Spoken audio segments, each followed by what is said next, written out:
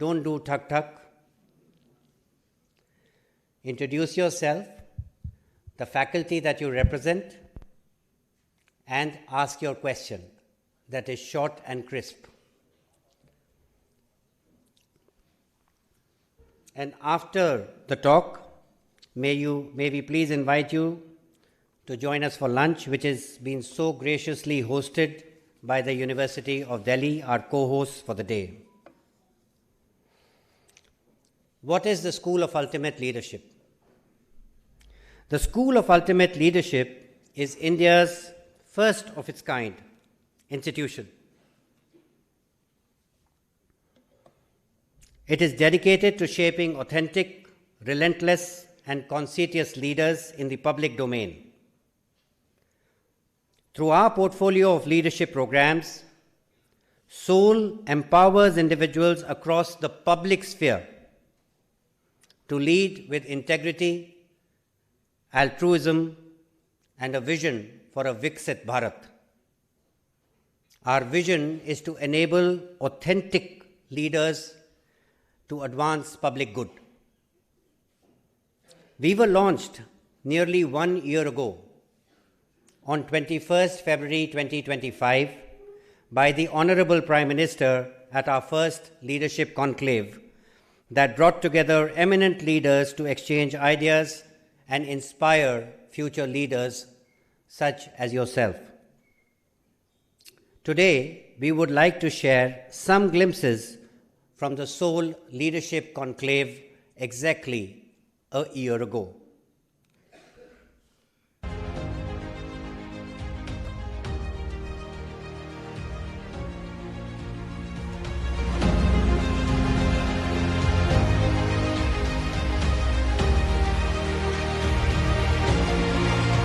साथियों, कुछ आयोजन ऐसे होते हैं जो हृदय के बहुत करीब होते हैं और आज का ये कार्यक्रम भी ऐसा ही है।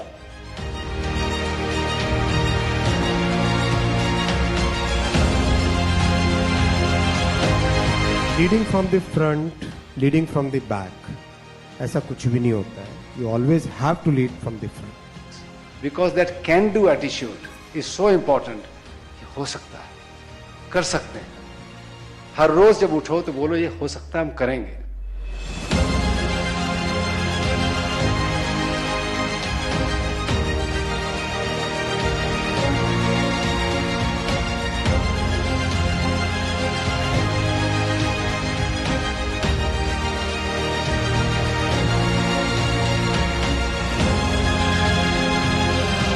वैराग्याभ्याम तन निरोध। दो चीजें जीवन में जरूर चाहिए होती हैं, एक अभ्यास और एक वैराग्य।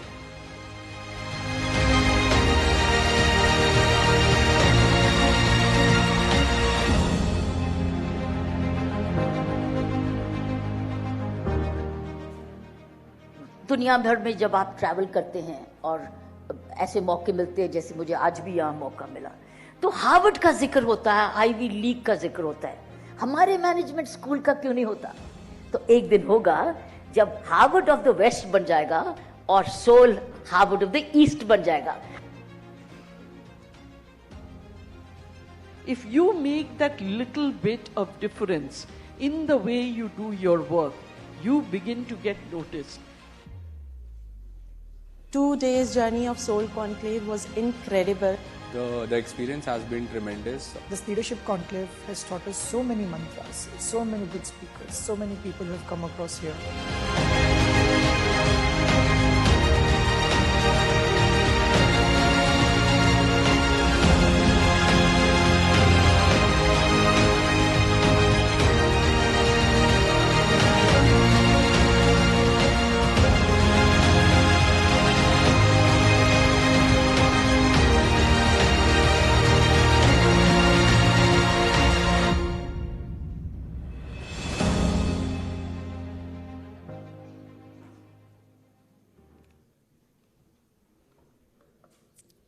At SOUL, I have often been asked, can leaders be made?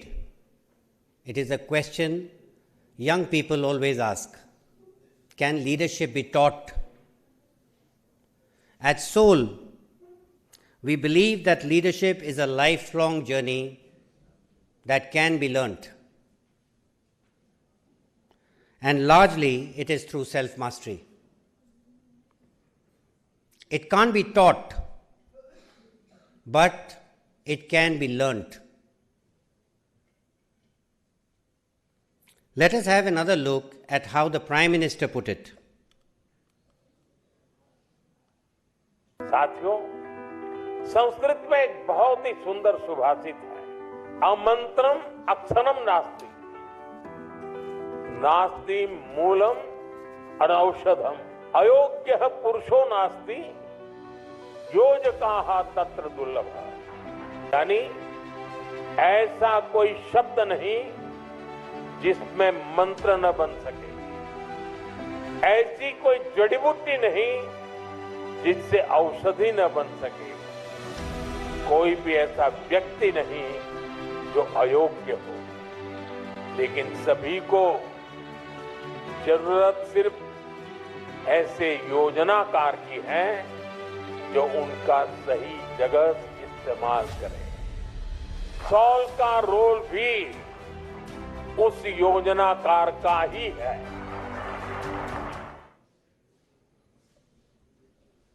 As the Honourable Prime Minister said, Soul, it's not merely a name, but truly the soul of India's public life. Its establishment marks an important milestone in our nation's journey towards our Viksit future. Soul is a facilitator, a mentor, and a guide in public life.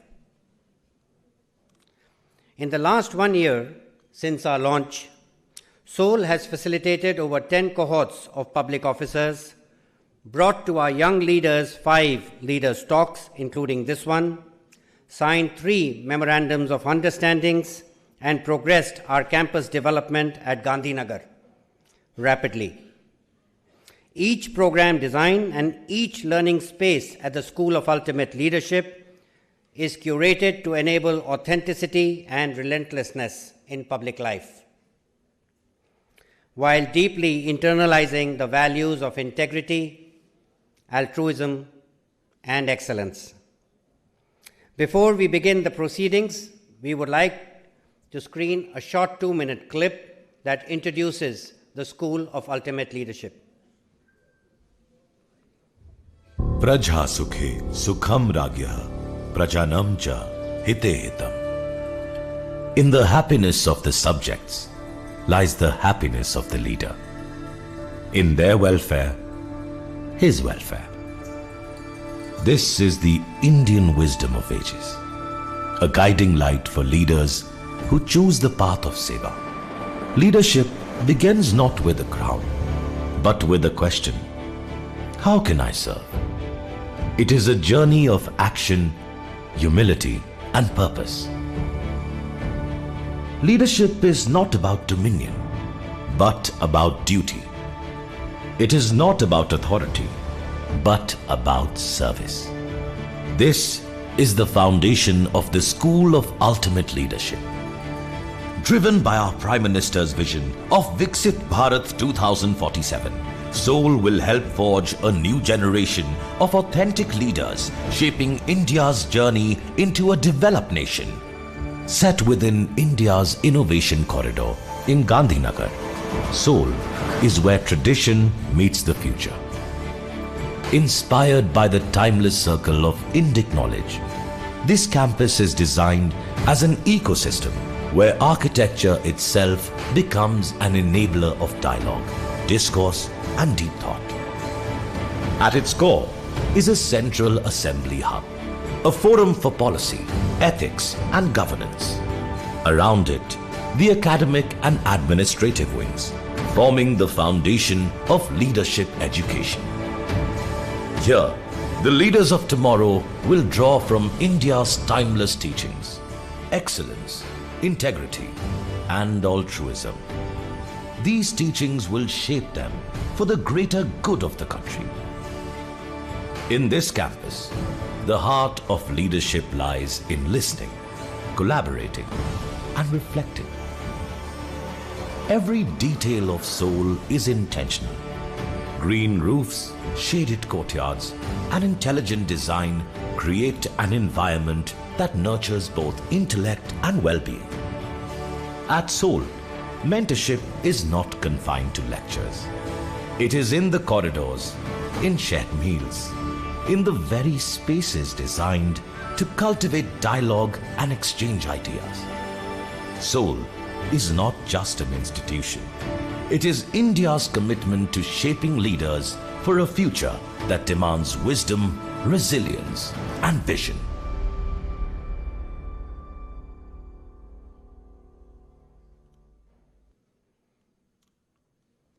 We would request all our young leaders to follow us on social media to enable deep engagement on topics of governance and leadership in public life. Even on personal account, we are happy to connect with you personally over LinkedIn or any other professional medium. We are always happy to connect and hear from you. The Leaders Talk series is an initiative where we bring to our young leaders eminent personnel to share their journeys, achievements, challenges, and values. There is nothing quite like learning from listening to experiences firsthand. In the past, we have been privileged to host luminaries such as Mr. Jinal Mehta, Mr. Ajay Piramal, Mr. Uday Kotak, Mr. Dr. R. Balasubramaniam, and Professor Mahadevan. Today, as you know, we are privileged to host Sri Narayana Murthy, someone you already know and admire. But here's the exciting part. The inspiration continues beyond the stage today. We are joined today by other distinguished members you may get a chance to meet over lunch. Please allow me a couple of minutes to introduce these remarkable leaders to you. Dr. Adya is a former Union Finance and Revenue Secretary. He is a key architect of some of the country's most important economic reforms. You may wish to Google him. Currently, he wears several hats. He is the principal advisor to the Chief Minister of Gujarat, chairman of the Gujarat Administrative Reform Commission, the non-executive chairman of the Gujarat Alkalis and Chemicals Limited, the Gujarat Mineral Development Corporation, and others. But most importantly, he is a mentor to many and an inspiration to millions. Academically, he is associated with a number of educational institutions, including being the Chancellor of the Central Gujarat University and the Indian Institute of Management, Bangalore, as a member of Board of Governors. You may wish to interact with him to know that governance can be guided by values. Our conversation today will be guided by a voice that asks bold questions and seeks honest answers. From the ruffle there, I know you know him. Mr. Chaudhary has spent decades shaping national discourse through fearless journalism and deep public engagements. He is one of India's most influential journalists, known to connect complex issues with the curiosity of the youth and the conscience of the nation. He would be our anchor this morning.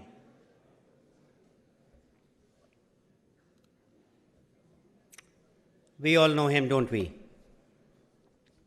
But to complete the formality, Mr. Murthy is the founder of Infosys and the man who helped put India on the global technology map. He built a world-class company on the pillars of transparency, trust, and long-term vision. From a small startup with borrowed money to a global technology giant. His relentless journey defines the power of vision, integrity, and his core values. Mr. Murthy is not just a founder of Infosys. He's a role model for ethical entrepreneurship in India. His journey teaches us that success and values can indeed grow together. Today, we all stand much to benefit by listening to his experiences firsthand. May I request all of you in the audience to please maintain silence and decorum as we await the arrival of the dignitaries to the convention hall. Thank you.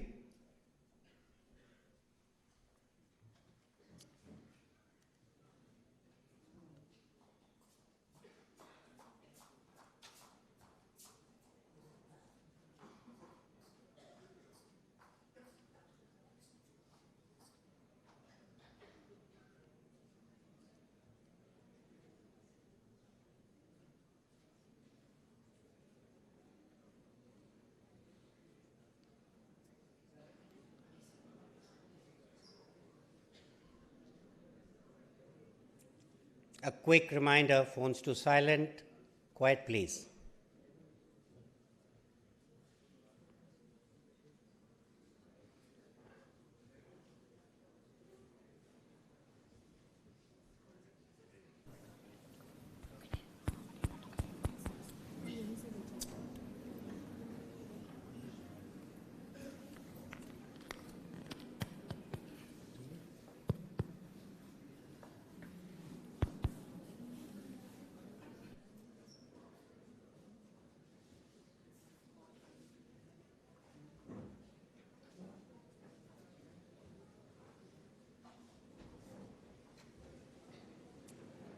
Please be seated.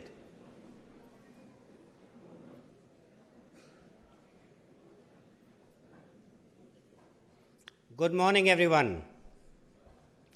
On behalf of the School of Ultimate Leadership, it is our privilege to welcome Mr. Murthy and our anchor,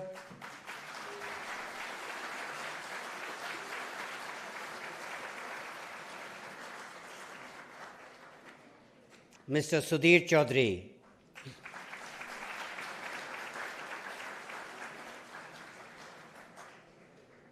I was going to request you for a huge round of applause, but I think that's been done. May we have another round of applause?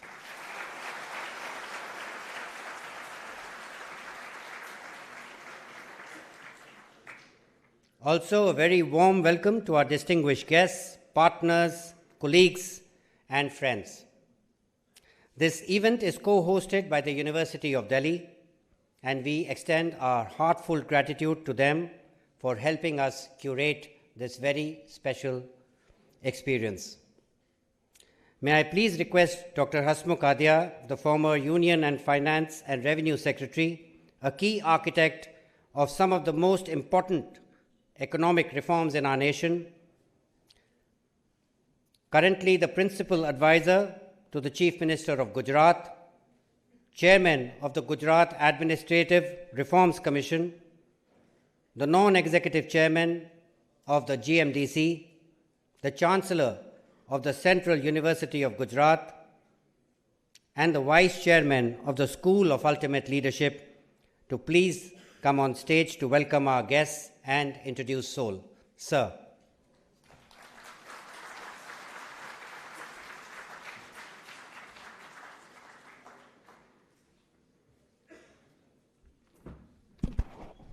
Good morning, friends. A chief guest for today's lecture, today's Sol session, Shri Narayana Murthy ji, the chief anchor, Mr. Sudhir Chaudhary. Unfortunately, the Vice Chancellor of Delhi University is not here today because he had a parliamentary committee engagement. But I would like to remember him, Mr. Yogesh Singh, Professor Yogesh Singh, the Vice Chancellor, the faculty members, the heads of various institutions of Delhi University, my dear colleagues from SOL, the director, Mr. Saurabh Johri, and the joint CEO, Mr. Commodore Gaurav, and dear friends, young friends. It gives me a great pleasure to welcome all of you to this special edition of Leaders Talk series, which is jointly hosted by School of Ultimate Leadership and the Delhi University. It's my great pleasure to warmly welcome Sri Narayana Murthy to this gathering of young leaders.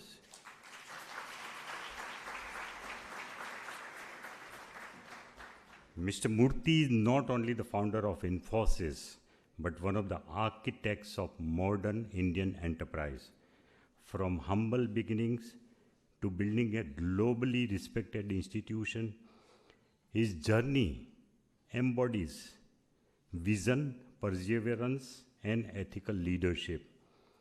Beyond building one of India's most respected global enterprises, Mr. Murthy has also shared his wisdom through several acclaimed books, including A Better India, A Better World, The Wit and Wisdom of Narayana Murthy, and A Clear Blue Sky, offering timeless lessons on leadership, values, and purpose to generations of young leaders.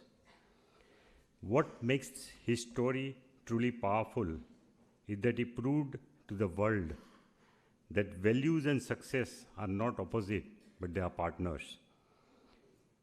He has got many accolades, as we know, and you can imagine what a proud he would feel that his own son-in-law also became the Prime Minister of UK, a country which once ruled India. So I'm sure it's a great honor to have you here, sir. And your life continues to inspire even today millions of young Indians to dream boldly, to act responsibly, and to lead with integrity. We are really grateful to you, sir, for your presence today and for sharing your life lessons with our young leaders. I also extend a warm welcome to Mr. Sudhir Chaudhary, a dear friend, who will be anchoring today's conversation. Mr. Chaudhary is among India's most influential journalists and communicators. Through decades of fearless journalism, he has helped shape Indian national dialogue on governance, leadership, and society. His ability to ask the right questions and connect with the aspirations of the youth makes him an ideal person to guide today's fireside conversation. We are delighted to have you, Mr. Chaudhary. Thank you for coming. I'd also like to express my heartfelt gratitude to the Delhi University, led by its Vice Chancellor, Professor Yogesh Singh, and the entire leadership for co-hosting this event with us. Delhi University has been a cradle of ideas, leadership, and nation building for generations. We deeply value this partnership and thank you for your generosity in opening your campus and your community to this dialogue on leadership. Friends at SOL, School of Ultimate Leadership, we believe that leadership is not merely about position or authority. True leadership begins with self-mastery, the ability to govern yourself before governing others. Leadership is a lifelong journey of learning, reflection, and service. This school was created with this very purpose, to nurture the leaders in public sphere, who combine competence with conscience. SOL is not merely an institution, it is a movement, a bold step towards cultivating authentic, value-driven leadership for the greater good of the country. In an era where leadership is often inherited rather than earned, SOL seeks to create a new paradigm, one that nurtures individuals with merit, commitment, and an unshakable passion for public service. The lessons of leadership are treasured in our own Indian wisdom. It will be our goal to use that knowledge base fully in all our programs. SOL is a Section 8 not-for-profit company. It's an organization, not-for-profit, with 7 distinguished promoters, Mr. Sudhir Mehta of Torrent Group, Mr. Deepak Parekh of HDFC, Mr. Uday Kotak of Kotak Mahindra Bank, Mr. Sajjan Jindal of JSW Group, Mr. Pankaj Patel of Zydus Life Sciences, Mr. Dilip Sanghvi of Sun Pharma, and Mr. Sunil Mittal from Bharti Airtel Limited.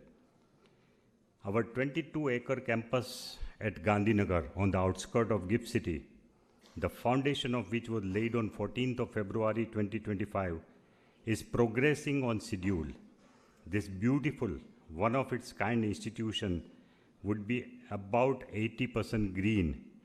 It aspires to have a platinum IGBC renting and embodies creative learning spaces. The RCC work is more than 85% complete, and the campus is likely to be commissioned mid next year. The leadership programs at SOL will empower aspiring youth, political leaders, and civil servants to lead with integrity, altruism, excellence, and a vision for Viksit Bharat. Our flagship programs, and some of you might be interested in this, our flagship program is going to be Youth Political Leadership Program, where we will try to train young people aspiring to get into politics. This will be our flagship program. The admissions for this shall open this year, means sometime in September of 2026, and the program will commence next year, sometime between July and September of 2027. This will be our flagship program of a longer duration. It will nurture the next generation of political leaders, thereby making politics accessible, achievable, and aspirational, even for those who do not have a background or legacy in politics. As the Honorable Prime Minister has said, SOL is meant to be a facilitator, a guide, and a mentor in India's journey towards Viksit Bharat. Once again, I warmly welcome Mr. Narayana Murthy and Mr. Sudhir Chaudhary to this Leaders Talk series. May I request you, sir, to please take the stage. Please.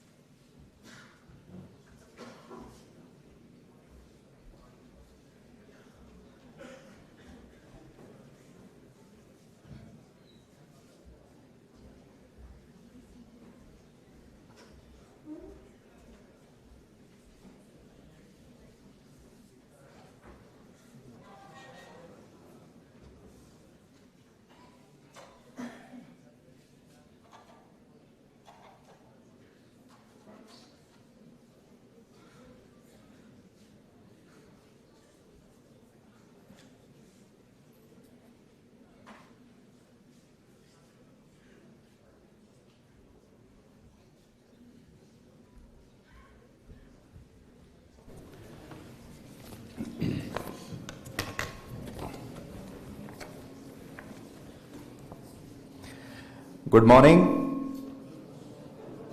आप सबको मेरी आवाज आ रही है? Okay. I know it's a T20 era and the attention span is really going down, but I will urge all of you to take it not just like a classroom where Mr. Narayana Murthy will give you some tips about leadership, about your future, but take it like an experience. And believe me, last night I was very anxious about this interview because I'm meeting him for the first time, but I have seen him so many times, and I have been following his tips about leadership, about life, about philosophy. I'm sure you will have a lifetime memorable experience for the next 40-50 minutes. So Mr. Narayana Murthy, आपका बहुत-बहुत स्वागत है. We welcome you on behalf of entire Delhi University, our young friends, the faculty here, the SOL management, and Mr. Hasmukh Adia, because of whom we are all here. Thank you so much, sir, for giving me this opportunity. Can we have a louder applause? You know, these days I have seen people are very reluctant, when they clap for somebody. और मैं सोच रहा था कि AI के ज़माने में we should build some app where it can create a clapping effect. If people are not clapping, then maybe we can run it. Thank you, sir. So, my first question to you will be, looking back at your student days, what experience shaped your character the most? Because we have so many students here and they will be, looking forward to take some tips about your life. So how about starting with your early life, and what was that turning point? Sure. Well, first of all, Sudhir, thank you very much for this opportunity to share this conversation with you. I've heard a lot about you, and it's a privilege to spend the next hour with you. I'm also very grateful to Shri Hasmukh. I have known him for a couple of decades now. In the early part from a distance, later on I did have opportunity to interact with him. He's one of the finest civil servants that our country has produced, so we're all very grateful to him. I'm also very grateful to the Vice Chancellor of this university to sit in this beautiful conference, beautiful hall. It's really such a nice feeling, one of the finest halls that I sat through. And most importantly, to be able to spend an hour with India's most important asset, which is our youth. That is a very valuable opportunity for me. I'm 80, so therefore I I would suggest you should put it here. Maybe here. Yes. Yeah, whatever. Yeah. So therefore, to have this opportunity of spending this precious hour with India's most important asset, that's the youth, is a great privilege. Thank you for that. Now let me come to your question. I came from a lower middle class family. In some ways you could call it a poor family, because my father, for most of his career, was a high school teacher. He taught physics, mathematics, and English in schools. We were 8 children, 5 sisters and 3 brothers. My grandmother was also there, my parents. And my mother used to invite a child from a poorer family once a week. In other words, 7 children on 7 nights for dinner under an age-old practice called Varana in Kannada. That means inviting a child once a week for dinner. So in other words, we were 12 mouths to feed on the salary of a high school teacher. So we were poor, but we were very happy. Our house was full of joy. We used to compete with each other in games, in studies and everything. And father was a strict disciplinarian. Mother was very compassionate, very understanding. And we went from one Mofussil taluka of Karnataka to another during our early days.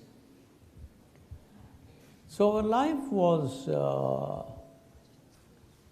in a very small, insignificant world, but it was full of joy. We were highly influenced by father's eloquent talk about Jawaharlal Nehru. At that point of time, Nehru was building atomic energy, steel plants, Bakranangal Dam, IITs. In other words, every day he would talk about, we didn't subscribe to a newspaper at home because we couldn't afford.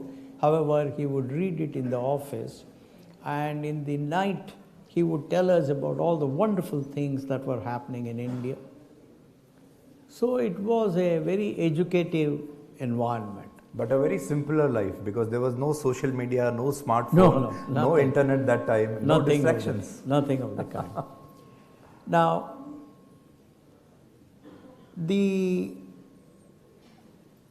when I was in my high school second year, which those days was the 10th grade, high school was 11 years, pre-university was 1 year.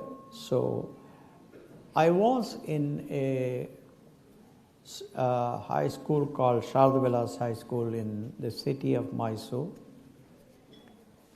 And we had a headmaster, Sri K.V. Narayana, KVN we used to call him. He used to teach us chemistry. He was a strict disciplinarian. And one day he was conducting an experiment, and he was to use common salt or sodium chloride for that experiment. And he was to put a little bit of sodium chloride or common salt into a test tube, and he was being very careful about how much of common salt he put into the test tube. And a classmate of mine who was sitting in the front bench along with me, he burst out laughing. So KVN came to our bench and he asked him, "Young man, what was it so funny about what I was doing? Why did you burst out laughing?" Children in general are more honest than elders. And therefore this young man of 14 years, he said, "Sir, you were so stingy with common salt, which is so inexpensive. That's why I burst out laughing."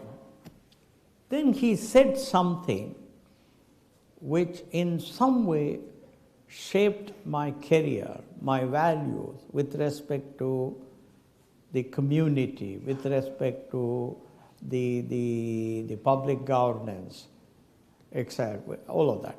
He said, "Young man, remember that this common salt belongs to this community of Sharda Vilas High School. It belongs to you, it belongs to every student in the class, that is 60 of you. It belongs to me, it belongs to every section of this high school. It belongs to every staff member, every peon, everybody. Therefore, this is community property. I have to treat this property with utmost care." And he said, "Look, at 5 o'clock the class is finishing. That was the last period, 4 to 5. You please come with me to my house and I will give you a glass jar full of common salt free, because that is my personal property. This is the community property. Therefore, I have to be very, very careful. On the other hand, you come to my house and I will give you a glass jar full of common salt, because that is my personal property, and I can deal with my personal property in whatever I want. But when it is a question of community property, I have to be extremely careful." That was the biggest lesson I learned. And that formed the basis for how we put in the best public governance best corporate governance principles at Infosys. And that, in essence, was one of the most important lessons I learned. And that is very important in India, where we see a lot of corruption in public life. Unfortunate. My second question was on honesty and the corporate governance, because people think that, to get success, and that too to get success at a faster pace, you need to compromise on your ethics.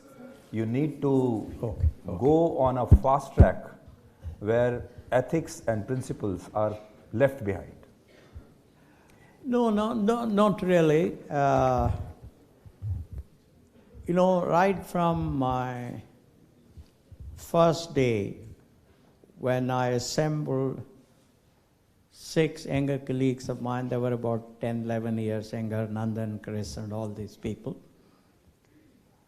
I assembled them in my house, and I wanted them to tell me what their vision of Infosys was.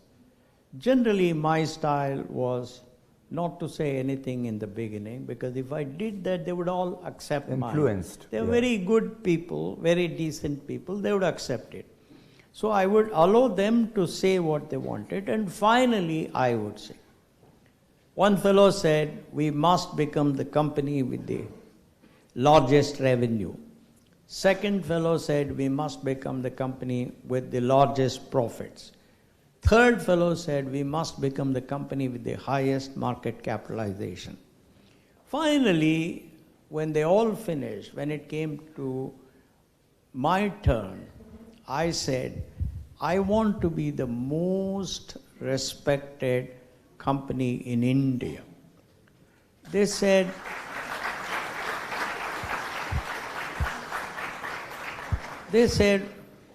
how does it help us in terms of revenues, profits, and all of that? I said, look, if we want to seek respect from our customers, we must deliver what we promised on time, within budget, and exceeding the quality that they expected.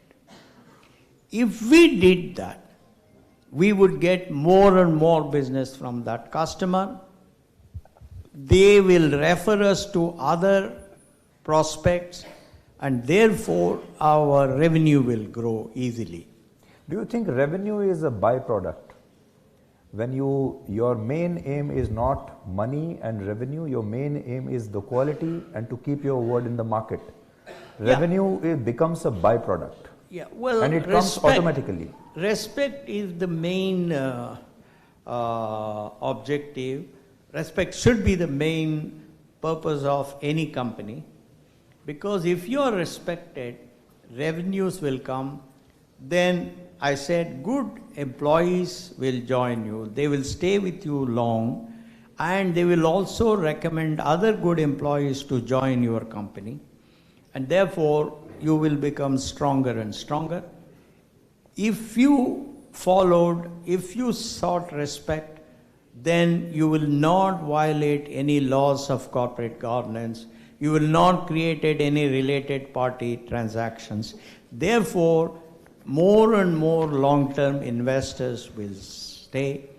If you sought respect from vendor partners, they will help you in the time of your financial difficulty, and they will extend the payment terms.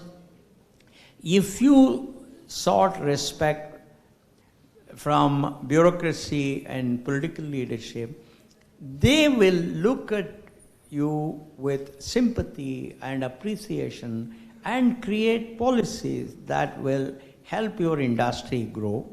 And finally, I said, if you seek respect from the society, all the stakeholders form part of the society, and therefore you will go further. And therefore, my belief was that if every corporation in the country were to seek respect as the most important objective. Money will automatically come, profits will come, market capitalization will come, customers will come, good employees will come, good investors will come. And then growth becomes easier. That is my belief.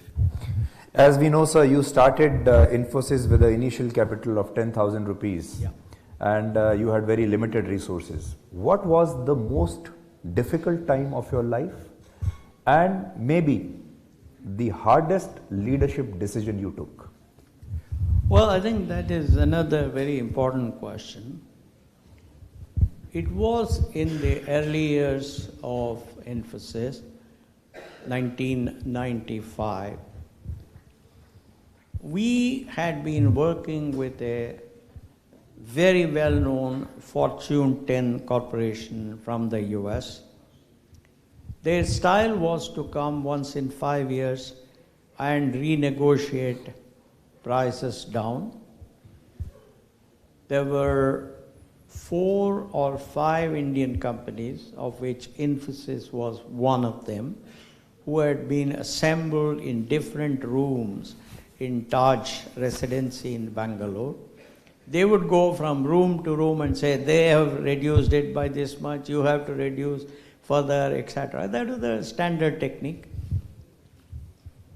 But when our turn came, again, I listened to all my youngsters. All my youngsters wanted us to continue at reduced prices. Those days there was no mobile, so I went out into the lobby.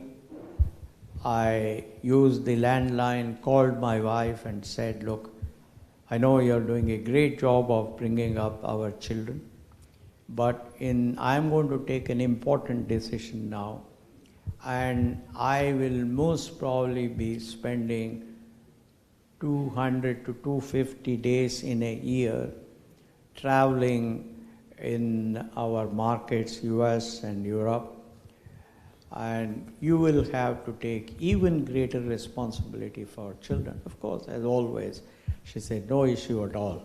So I came back, and despite all my younger colleagues wanting to continue the relationship with that Fortune 10 company, I said very respectfully, I declined to continue, because I told that customer that if I were to reduce the prices for you, actually you will suffer, because we will not be able to invest enough in attracting good employees, in providing reasonable compensation to them, in providing good training to them, in creating good technology and physical infrastructure, in R&D, in quality and productivity, etc. Therefore, by taking this short-term decision of reducing the price, you will actually suffer a lot more in the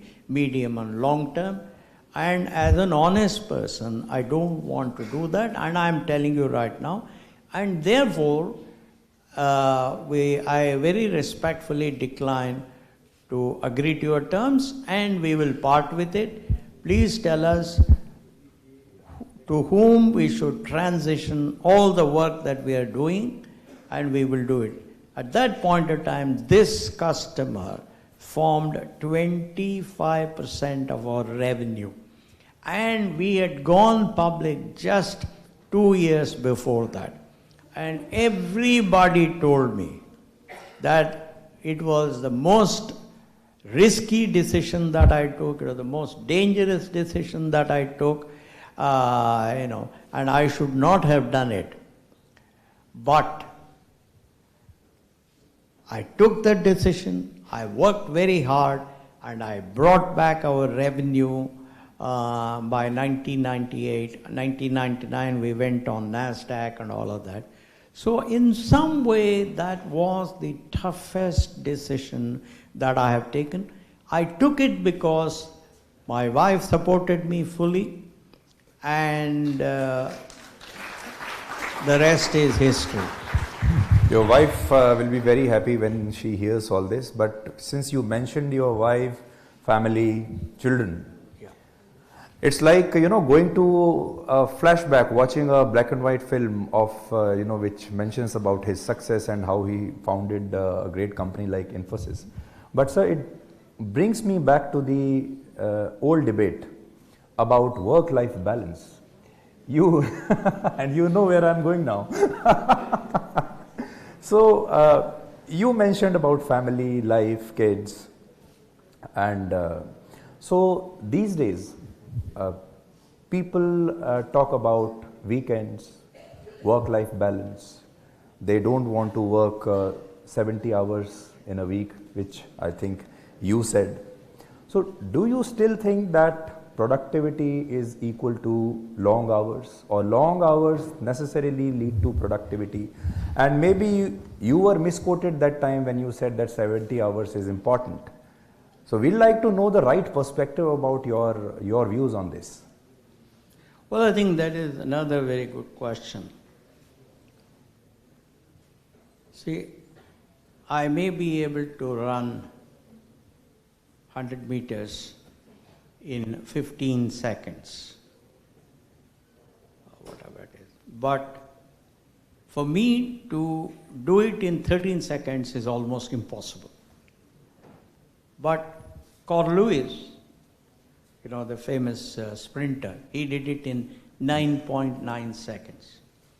So it all depends upon how you train your mind, how much of work you can do. You see, when I say hard work, it does not mean go and sit and sleep in the office. That's not what I'm saying. Hard work means using that time productively. Now, India, whether we like it or not, India is a poor country. Our per capita GDP is $2,818. Of that, we, about 850 million Indians require support from the government, and the government very rightly gives them free ration. In addition, in Karnataka, I know they give free electricity, free buses, everything. The other day, at 6 a.m. in the morning, I had come out of my house, and there was a lady with a vegetable cart, and there was a 3-month-old child lying on one part of the vegetable cart. So I asked her in Kannada, what is this, why is this poor child? He says, sir, what can I do? My husband has left, and this is a 3-month-old child. I can't leave it at home. Therefore, I bring the child in whether it's hot sun, cold weather, whatever it is. So the reality of India is that there are a lot of people who are suffering. However, this country has made huge sacrifice to give all of you education. I got scholarship every year from my pre-university. I got 4th rank for the state in SSLC. At that time, there were 4 scholarships in Karnataka for 4 national scholarship students, and I was the 4th one. I got scholarship in pre-university, every year of engineering, masters, everything.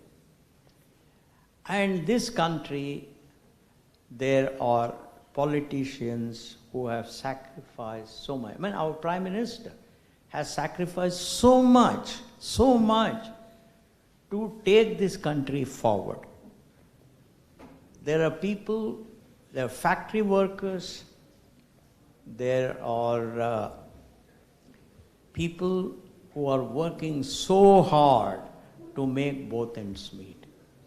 So as a person who has received so much from our government, the least I can do is I have to give back a little bit more than that poor lady who was pushing the vegetable cart, or that poor factory worker who works 8 hours a day, then commutes for 2 hours for a paltry sum. This is what family is all about, right? What did our parents do, or what did any parent does? If there is a bright boy or girl in the family, the entire family will make adjustment, make sacrifice so that that boy or girl comes up. And if that boy or girl does not show gratitude, what kind of a human being are we? Therefore, in my own lexicon, as my parents have taught me, as my teachers have taught me, as my bosses have taught me, I have no hesitation in saying that those of us who have received so much from our government, so much from our public governance system, we owe it to the country to work harder than the less fortunate ones. Okay. I'm now redrafting this question. Do you think India in today's circumstances and the way we are today is ready for a 5 days week, ready for long weekends, ready for work-life balance, ready for the people who are now even demanding a half day on Fridays so that they can go on a weekend mode from Friday afternoon onwards? Are we ready for that, or do we need to wait for some more years, decades to be like the West people who are majorly into it? Well, there is a very simple way to solve these problems. We have to define productivity standards in every sector of our economy. For example, productivity standards in factory, that's well known. If a factory worker can achieve in 4.5 days what he or she would take 5 days to do, and if he or she were to agree to increase the work productivity by 5%, 8% every year, I have no objection. Because everything has to be a positive sum game. The employee should benefit, but at the same time, the company should also benefit. Because otherwise we won't be able to pay taxes. If we don't pay taxes, who will build our roads? Who will build our public health system? Who will improve our primary education system? So therefore, when you look at it from that perspective, as long as outcomes are important rather than the time you spend, I have no objection. So you are so soft-spoken. Comes out to be a very soft person, very humble. How were you like a boss? Were you very strict? How did you ensure that all your employees are giving you not 100% but 200%? And did you ever face a situation when you had to fire somebody? Well, I am extremely friendly outside the office. Whether it is a peon, whether it is next person. Outside the office, I am the friendliest person. For example, just recently we built apartments 3 blocks from our house, 3 houses from our house for our cooks and drivers. It is exactly the same as my house. There is no difference between my house in terms of flooring, in terms of lighting, in terms of dining table, in terms of furniture, sofa. No, absolutely no difference. Refrigerator, microwave oven, everything is provided. But so in other words, outside the office, I practice compassionate capitalism very much. But in the office, I have to do my job, my colleague has to do his or her job. If they don't do their job, I have sit down with them in private, because I follow the principle, praise in public, criticize in private. That is the best philosophy. And we came out with a program called what is called PCP, whatever that is. If an employee fell below minus sigma on this side of the normal distribution curve, we would put him or her into what is called PIP, Performance Improvement Program, for 6 months.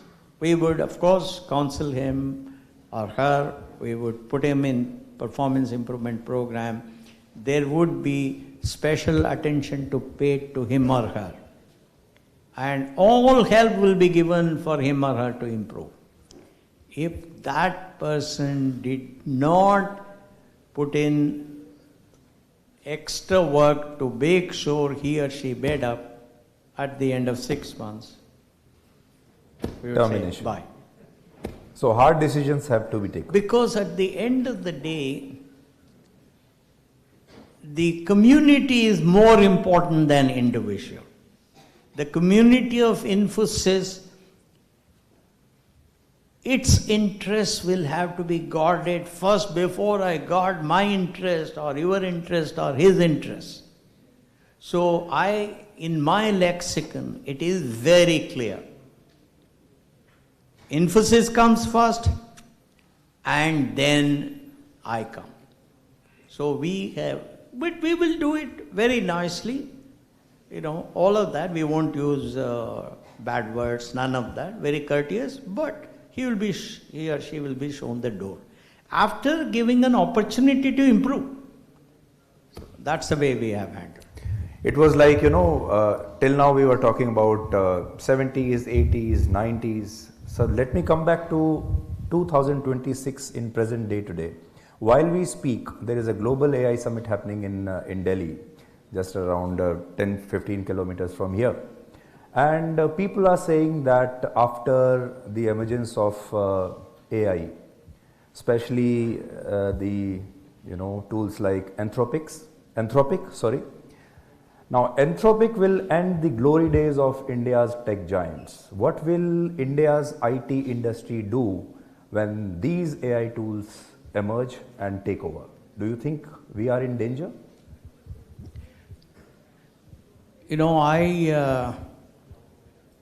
I've always believed, and I continue to believe, like my friend Stephen Wolfram. Stephen Wolfram, as you know, is the person who invented Mathematica. Remarkable individual.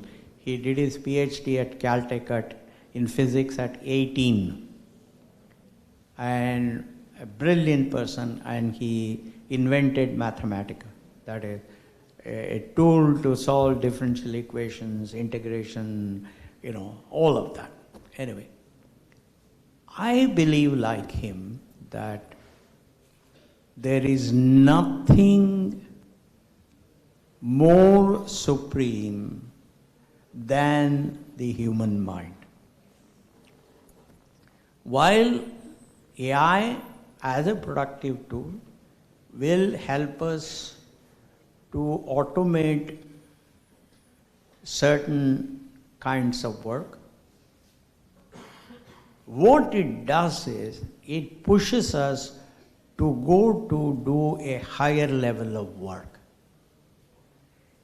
And that is where preparation, proper training, reskilling, different mindset, different way of thinking become very important to all of us. Yes, autonomous cars will come. And I'm very happy if autonomous cars come to India because our people honk unnecessarily. Beep, beep, beep, beep. It's a headache, in sitting in a car in India because a minor slowdown of traffic, people start honking. Fortunately, if you use autonomous drivers, then it won't happen. So there are similarly remote surgery. That will be fantastic. Precision manufacturing, AI will be very useful. And certain aspects of software development will automatically be taken over. For example, simple code generation will be automatically done. But the biggest problem in software development, software services industry is requirement definition. What is that? That is defining the problem and putting it in a format that computers or AI can actually understand and then automate the downstream. But that is where more and more of us will have to be trained to learn those techniques and to do a better and better and better job. So I don't think human beings, the power of human being will be, the power of human mind will be diminished. Human mind will continue to be the boss, and human mind will invent new things, new activities, and do those activities better and better. And this is an opportunity for us. The fact that AI has come is to me a blessing, not a pain. I think AI will do lower level automatable tasks, but higher level human thinking kind of jobs will definitely be continued to be done by human beings, and there will never be a day when the ability of human beings to think creatively will be stopped. That's my view. So how are companies like Infosys gearing up to face this AI surge? And did you, like people like you who are visionaries, you saw it coming in 80s, 90s, and you brought new technology, new ideas, new concepts to the world. How are leaders like you looking at AI, and are you also preparing yourself, your team, your product, tweaking them, fine-tuning them to face this AI surge, to stay relevant in the market? Yeah. It's not fair for me to go into the details because I retired from Infosys in 2014. In the best traditions of public governance system, we at Infosys too, we said once you retire, you don't go. You don't interfere. You don't participate. Only when they invite you, you go there. So therefore, I go to Infosys only when they invite me. Otherwise, I don't participate. Having said that, I think the key to all these things is to remember one thing. Change is constant. Our technology changes rapidly. Business models change rapidly. New industries come up. Therefore, the most important thing is for our youngsters to improve their learnability. What is learnability? Learnability is the ability to extract generic inferences out of specific instances and use them in new unstructured situations to solve new problems. So our focus at Infosys has always been, right from the time we founded it, is to teach our youngsters learnability. That is, how do you learn a new technology? How do you learn new domains? How do you learn new customer practices? So my own belief is that a company like Infosys, which has had a strong foundation on learnability rather than knowledge, we never taught a certain language. We didn't teach C or Python or whatever it is. What we taught them was, what are the kinds of algorithms that we use? What are the attributes of each class of algorithms? What are the kinds of problems that these algorithms can solve? What are the do's and don'ts of those algorithms? So in an environment where the focus is on learnability, our youngsters, I do believe, will be trained pretty well to handle change, and they will not become redundant. As long as they're willing to work hard, as long as they're willing to learn new things, as long as they're able to exercise their mind. Okay. So, we can take few questions from the audience. We can take two, 3 questions. Yeah. No problem. I have only one request. It should be a girl first and then a boy, alternately. Okay. Yeah. No, it has to be a girl first. So. And introduce yourself, what you're doing, what you're studying, and then name. I can see a hand there. Yeah. Please. Good morning, sir. Yeah. I'm Ghratachi Yadav. I'm from Faculty of Commerce.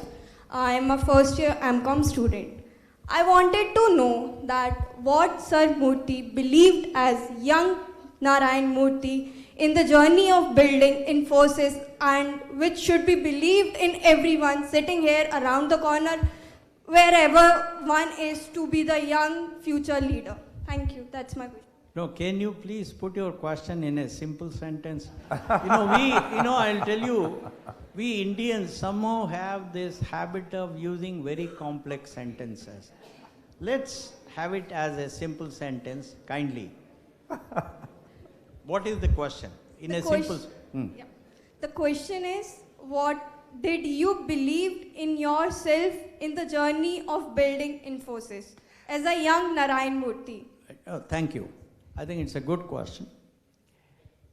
Whatever beliefs we embraced were the product of our culture. That is, what our parents believed in, what our grandparents believed in, what our siblings believed in, what our early teachers taught us, what our early bosses taught us. By and large, that's how your belief system gets built. And right from the beginning, my father was a person who believed in constant improvement.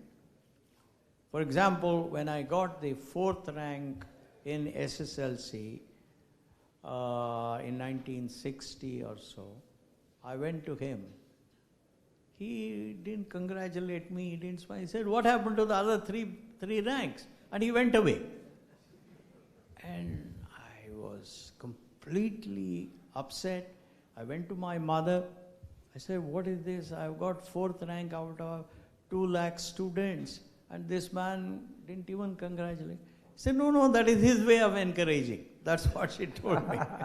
Okay, next question. So then as I got 3rd rank in university, at that time I didn't go to him. But the point is, father taught constant improvement. So I think our belief was, you can do it if you use your mind, if you work hard, if you have good values. That was our belief. That's what my parents and my teachers taught me. Now it's a boy. Yeah. Good morning, sir. I'm Krishnan Singh, and a student of Electronics and Communication, Faculty of Technology, Delhi University, and one of the co-founder of Cube Sanchar, which is a space tech company.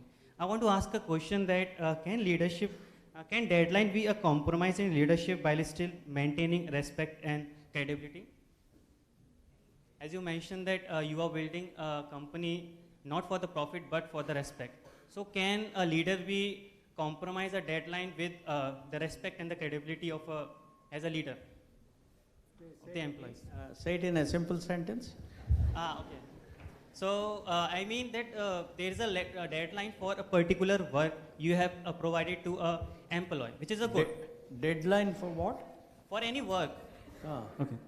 For any task or a work you have provided a deadline, there is a deadline.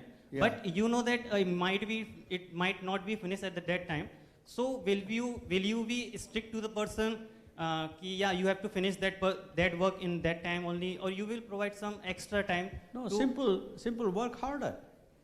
Work more. If the deadline is there and you think that you won't be able to finish, work 2 hours extra. Make sure that you as the leader lead by example. If you did it, your colleagues will also do, and you will complete it. But there is no need to compromise on respect. Where does that come in? All that is needed is to work harder. You know, I'll tell you, in China, there is a very famous saying now. It's called 996. What it means is 9 a.m. to 9 p.m., 6 days a week. And you know, China has become world's #1 exporter. $3.6 trillion of export. And China, for the first time in the history of this planet, created a trade surplus of $1.2 trillion. No country, no America, no Germany, no UK, nobody did. Now, how did they do that? Because they had smart people, they had smart leaders, they had smart corporate leaders, they had smart employees. They realized that yes, we are smart, but we need to work harder. And I'll give you another example. My brother-in-law, my wife's younger brother, is a very famous professor of astrophysics at Caltech. Caltech, as you know, is #1 in physics in the world. And he has produced 77 papers in Nature. If somebody produces 2 or 3 papers in Nature, he or she is considered big. This fellow has produced 77. Once I asked him, Srinivas, what is the secret behind this kind of achievement? He said, it's very simple. People around me are all as smart as I am. Therefore, I have to work slightly harder. So I work hard and I am able to succeed better. Yeah. So that's all there is to it, nothing more. So work hard, harder, and don't compromise on deadline. Last question we can take now. दोनों क्षेत्र के महान विद्वानों को मेरा नमस्कार. Now a lady. No. Now a lady. Okay. You see, this is the indiscipline of Indians. Right in the beginning, I explained. I thought people understood basic English, but once again, the fellow is trying to violate that. Break the line. Good afternoon, sir. I'm Yashasvi Singh from Faculty of Technology, first year student of Computer Science. I want to ask you that what is that uncomfortable truth about leadership which people don't talk about? Wow. What is the one? Uncomfortable truth about leadership which people don't talk about. No, I don't know that there's anything uncomfortable about leadership. Like everything have the 2 faces. A coin have 2 faces. So there can be 2 faces of leadership as well. Maybe she wants to know the secrets of a boardroom. Yeah. No. You know, my belief is that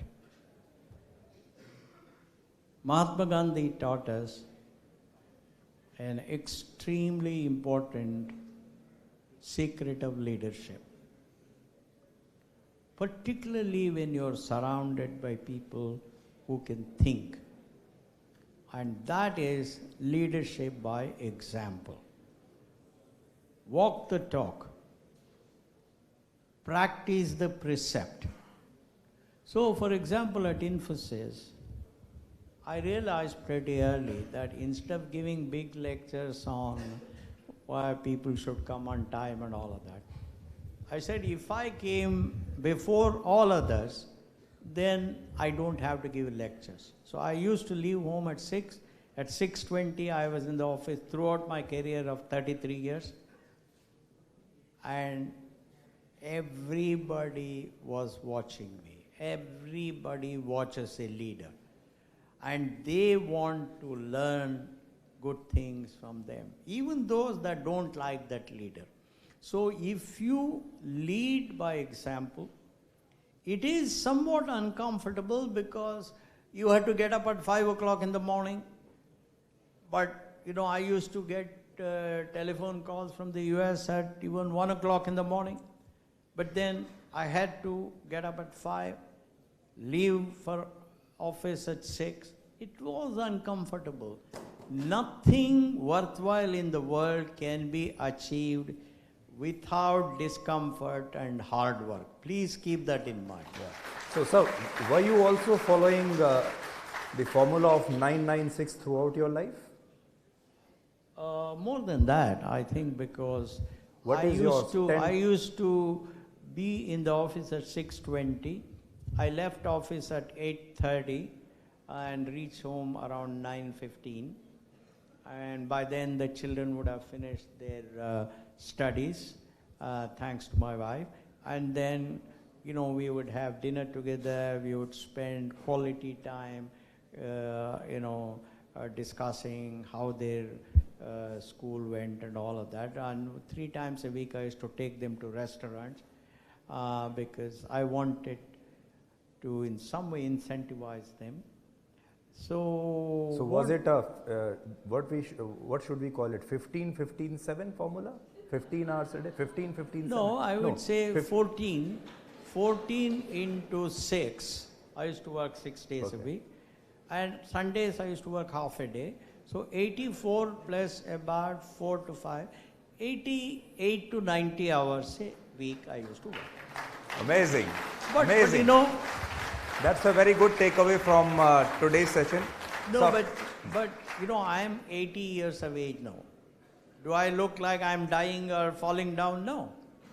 So hard work never killed anybody. Please understand this. And number 2, there are lots of youngsters here, boys and girls. Let me also tell you that quantity is not as important as quality. Therefore, you don't have to spend lots of time with your life partner, with your children, with your parents.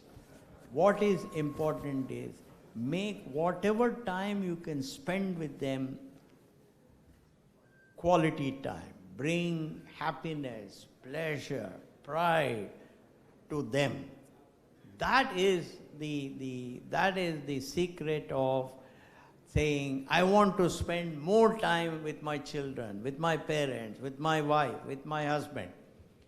So on the other hand, if you were to come home early and sit, someday your spouse may say, what the hell, yeah, why are you doing? Why don't you go to the office? Amazing. Okay, sir, last question from me, and this is like an audience, not like from a journalist. Sir, you must have seen these days, flamboyant leaders, they are becoming the brand themselves. Take for example, Elon Musk, Jack Ma, Sam Altman, Jeff Bezos. Yeah. They are the brands. Whereas if we look at a leader like you, you have always been humble, you have stayed away from the limelight. Your product is the story, you are not the story. What is the right proportion of getting into the limelight, being the brand yourself, or building a brand? You know, before I answer that, let me tell you, it's some kind of apocryphal story.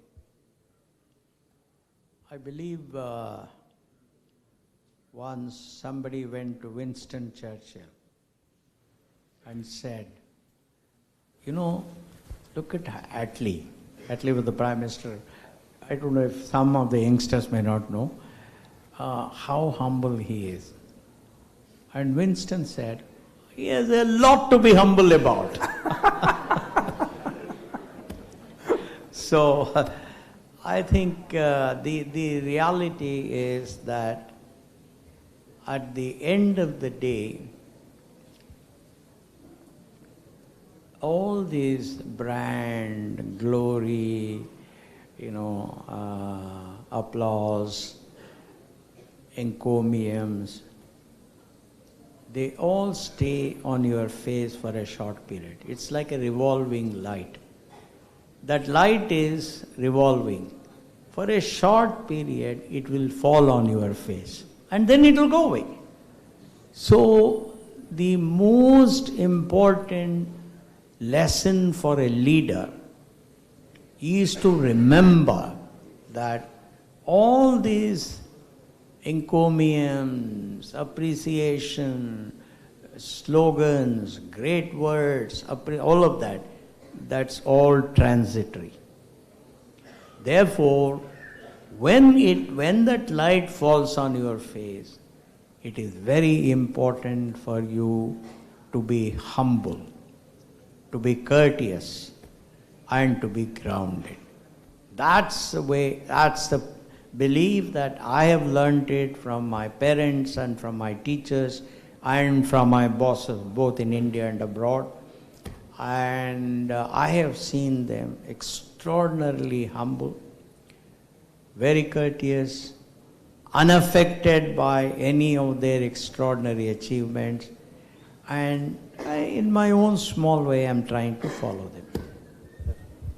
Thank you so much, sir. Lot of tips, lot of wisdom we got from this session, and as I said, it was less like a classroom and more like a experience to spend some time with you. Thank you so much, sir, for your time. Thank you. Thank you. So, we'll take a selfie with all of you. And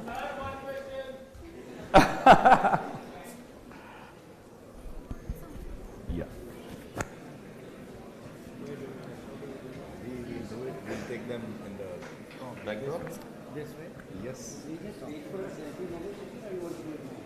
We'll just say the vote of thanks. We can start there. Yeah. Just a vote of thanks for the national anthem. Whatever. Just speak it.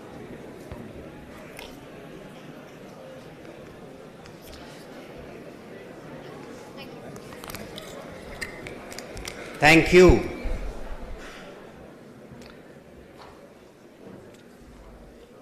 At work, we must do our job well. If we all do our duty and do it well, Bharat will be unstoppable. That's what we got today.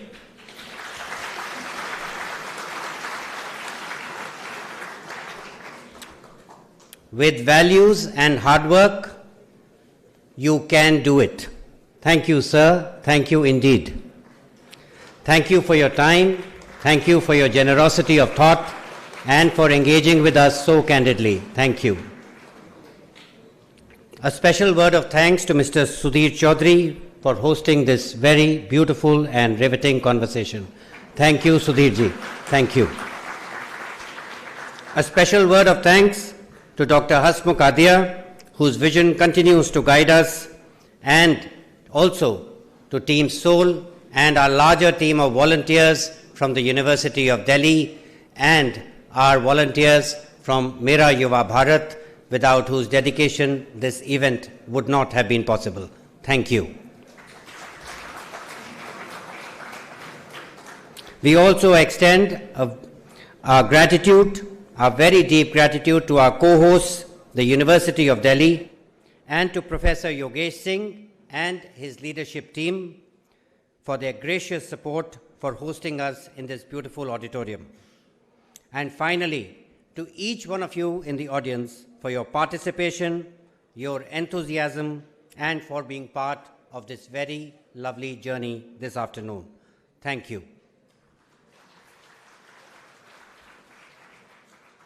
May I now invite Professor Rajni Abhi, Director, South Campus, Professor Payal Mago,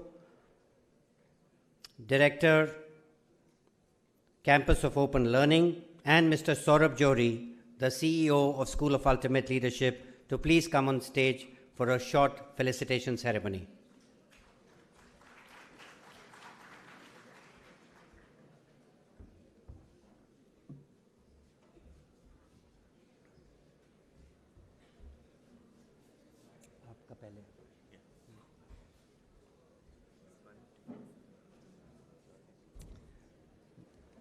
Mr. Johri, may I request you to hand over a token of our appreciation to Mr. Murthy.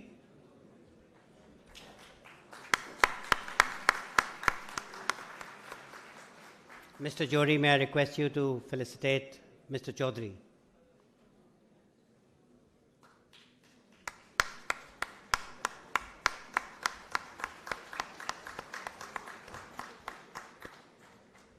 Professor Rajni, may I request you to felicitate Mr. Chaudhary.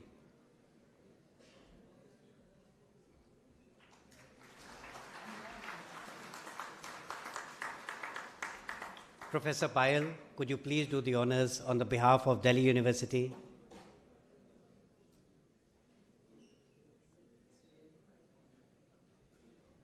Thank you, ma'am. Thank you, sir.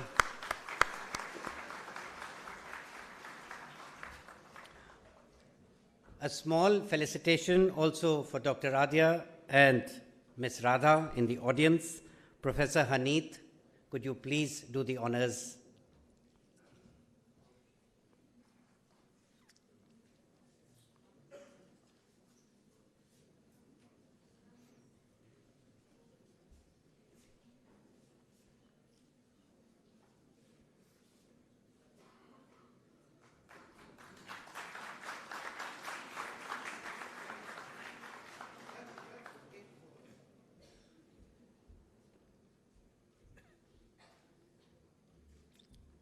Professor Rupam, could you please do the honors for Ms. Radha?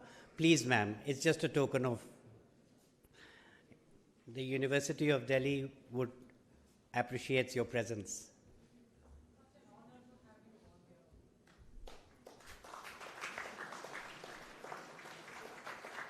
Thank you.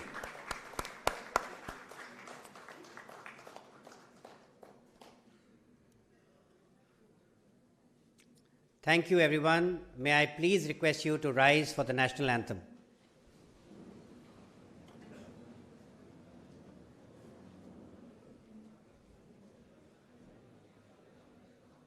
जनगण मन अधिनायक जय हे भारत भाग्य विधाता पंजाब सिंध गुजरात मराठा द्राविड उत्कल गंगा विंध्य हिमाचल यमुना गंगा उच्चल जलधि तरंगा तव शुभ नामे जागे तव शुभ आशीष मांगे गाहे तव जय गाथा जन गण मंगलदायक जय हे भारत भाग्य विधाता जय हे जय हे जय हे जय जय जय जय हे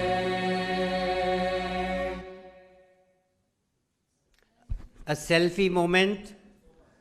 Sudhir, a selfie moment, please. A selfie moment for Mr. Sudhir Chaudhary with everyone. Sir?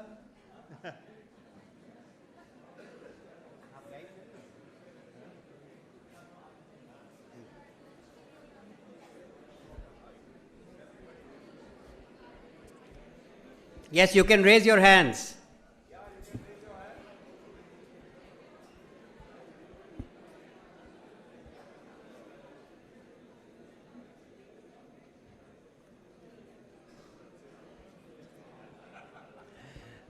Thank you, everyone. There is a lovely lunch hosted just outside, and we will join you shortly. Please stay on for lunch and enjoy the lunch. Thank you, University of Delhi, for hosting this lunch. Thank you.